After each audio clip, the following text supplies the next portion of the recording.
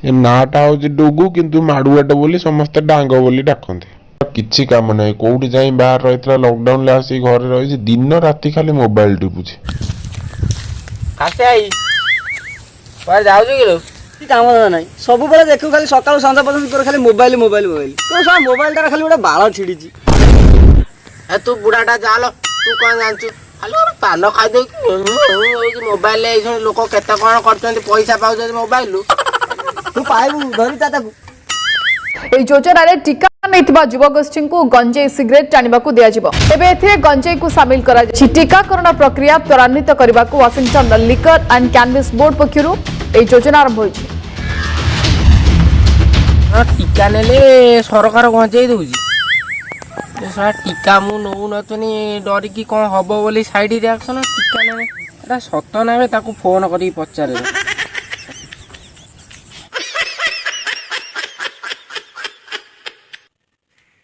Hello, ସତ୍ୟ ଏଇ ଯୋଉ ତୁ ରଖିଛୁ ଷ୍ଟାଟସ ନ୍ୟୁଜଟା ଦେଖେଇଛି, ଯୋଉ ଟିକା ନେଲେ ମିଳିବ ଗଞ୍ଜେଇ, ସତ ନା? ମଲା ଇଏ ବା ଯୁବ ବର୍ଗ ଆମର ଟିକା ନଉନାହାନ୍ତି ବୋଲି ସରକାର ତାଙ୍କୁ ଟିକା ପ୍ରତି ଆକୃଷ୍ଟ କରେଇଦେ ନୂଆ ଯୋଜନାଟା କରିଛନ୍ତି। ହଁ, ସରକାର ବି ପିଲାଙ୍କ ପାଇଁ ଏତେ ଚିନ୍ତା କଲାନି ନା ଲକଡାଉନରେ। ଆଉ ଯାହା ହଉ, ମୁଁ ୟା ପରେ ଏଇ ସରକାରକୁ ଭୋଟ ଦେବି। ହଉ ହଉ, ମୋର ଟିକେ କାମ ଅଛି, ମୁଁ ରହୁଛି। ହଉ ହଉ। ଶୁଣ ଶୁଣ ଶୁଣ ଶୁଣ, ଏଟା ଆମ ଦେଶ ନୁହଁ, ଆମେରିକା ସରକାର କରିଥିବେ, ଆମ ଦେଶରେ ହେଇନି, କାଟିଦେଲାଣି। ସେ କାଟୁ, ମୋର ଇଆଡେ ବ୍ୟସ୍ତ ଅଛି। ମୁଁ ସେ ଜାଣିକି କଣ ଆମେରିକା ଯାଇଥାନ୍ତେ ନା ଟିକା ନେଇଦେ, ମୁଁ ବ୍ୟସ୍ତ ଅଛି।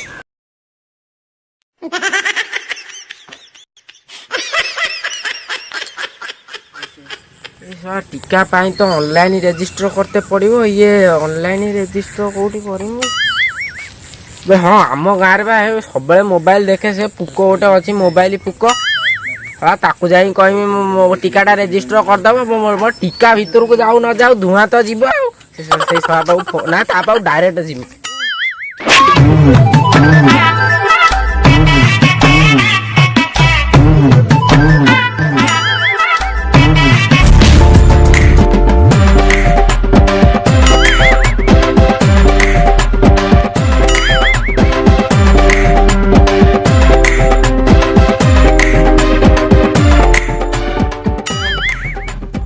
ବାବା ନାଇଁ, ଭଲ ଅଛି ନା?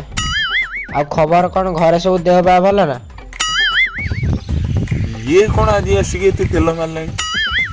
କିଛି କାମ ପଡ଼ିଛି, ମାନେ ପଇସା ପତ୍ର ଧାର ନେଇକି ଆସିଥିବ, ସେଇଆ ତ। ନାମ ଗୋଟେ କାମ ଥିଲା ତୋ ପାଖରେ, ମୋର ସେ କାମ କରତେ ଏତେ ଇଣ୍ଟରେଷ୍ଟ ନାହିଁ। କ'ଣ କରୁ, ଘରେ ଲୋକ ପ୍ରବଳ ପ୍ରେସର ପକାଉଛନ୍ତି। କିଏ କହୁଛନ୍ତି ତୁ ଛୋଟ ଛୁଆ ବାହାରେ ବୁଲୁଛୁ ତ, କହୁଛନ୍ତି ଟିକାଟା ତୁ ନେ, ତତେ କାଳେ କରୋନା ଫରୋନା ହେଇଯିବ, ଛୋଟ ଛୁଆଟା, ଆମେ କ'ଣ କରିବୁ, ଟିକାଟା ନେ। ମୋର ଟିକା ନେଇତେ ଇଣ୍ଟରେଷ୍ଟ ନାହିଁ, ଟିକା କ'ଣ ନେବୁ? ତୋର ତାହେଲେ ଜମା ଇଚ୍ଛା ନାହିଁ ଟିକା ନେବା ପାଇଁ? ନା ବାଲୁ, ଯଦି ନାହିଁ ତୁ ଦୌଡ଼ି ଦୌଡ଼ି ଧଇଁସ ହେଇ କାହିଁ ଆସିଥିଲୁ ଏତେ? ନାଲୋ, ମୋର କ'ଣ ଟିକା ନେଇକି ମୋର କ'ଣ ହବ? ଇଏ ବା ଘରେ ଦିନ ରାତି ମତେ ରଖେଇ ଦଉନାହାନ୍ତି, ପେଲଉଛନ୍ତି ଯାହା ଟିକା ନେବୁ। କରିବୁ ଯଦି ଟିକେ କରିଦେବେ। ଆଧାର କାର୍ଡ ଆଣିଛୁ ନା? ଆଧାର କାର୍ଡ? ହଁ, ଆମ ଝିଅକୁ ବା କହିଦେଇଥିଲି, ସେ କ'ଣ ମୋବାଇଲରେ ଚିପି ଦେଲା, ତୋ ପାଖକୁ ପଳେଇ ଆସିଛି। ର ମୁଁ ଦେଖେ ଦେଖିନି, ଆସିବ ମୋ ଝିଅ ପଠିକି। ଆସିଛି ଆସିଛି ନା? ଆଉ ଟିକେ କରିଦେ ହଉନାହିଁ। ଇଏ ଆରେ ମତେ କରିବାକୁ ଦଉନୁ, ନହେଲେ ତୁ ଯଦି ଜାଣିଛୁ ତୁ ନା କ'ଣ ପିଲା ପକଉଛନ୍ତି ମୋବାଇଲରେ?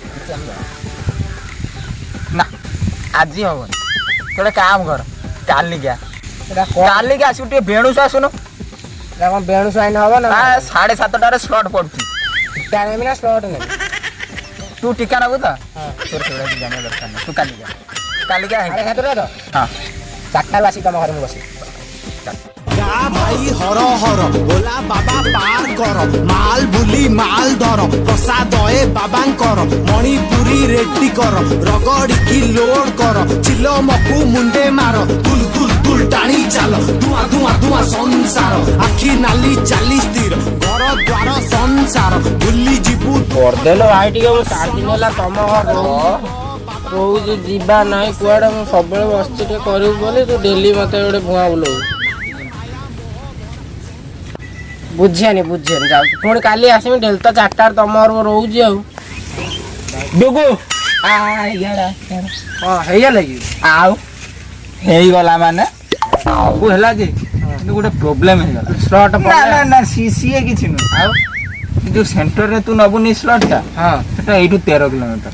ଜମା 13 କିଲୋମିଟର। ହନୁମାନ 7 ସମୁଦ୍ର କଣ ଡେଇଥିଲେ ମୁଁ 13ଟା ସମୁଦ୍ର ଡେଇଁକି ଯିମି। ଏ ବା ଗଞ୍ଜେଇ କଥା। କଣ କହିଲୁ? ଏବେ ଆମର ଗଭର୍ଣ୍ଣମେଣ୍ଟ ଟିକା ମୁଁ ନେଇତେ ଯିବିନି ଏଇ 13 କିଲୋମିଟର ସଭା କେତେ ବାଟ କି ଆଉ ମାଗଣା ଟିକା ମିଳିବ ଆମକୁ?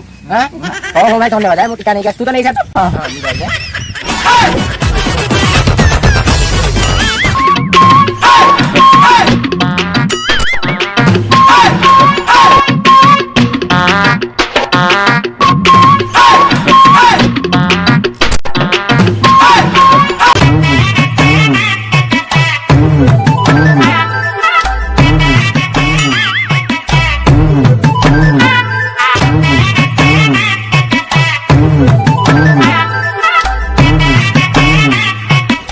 एगार किलोमीटर साइकेल नहीं के आइले साइकेल थकी गड़ी पड़ा साइकेल कौन मु आउमी साइकेल तो मत हेतु बोईकी देकी आसती मुझे साइकेल चलू एथर मत साइकेल चल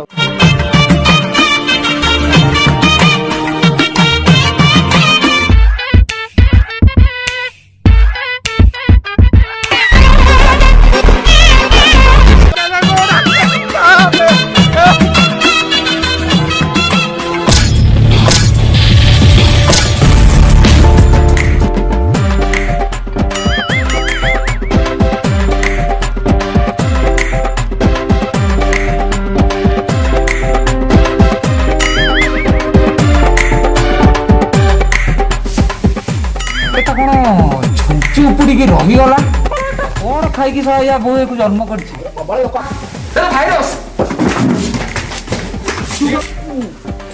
पलि आसे डॉक्टर आउ तो प्रबल लोक अच्छा पर मुझे देखिए पथर गरम मो देह सारा झाड़ा चढ़ी किंतु मु जिमी ना ଭଲ କଣ ସାରା ପେଲିନି ଏମିତି କଥା କଣ କହୁଛନ୍ତି ଡକ୍ଟର ହେଇକି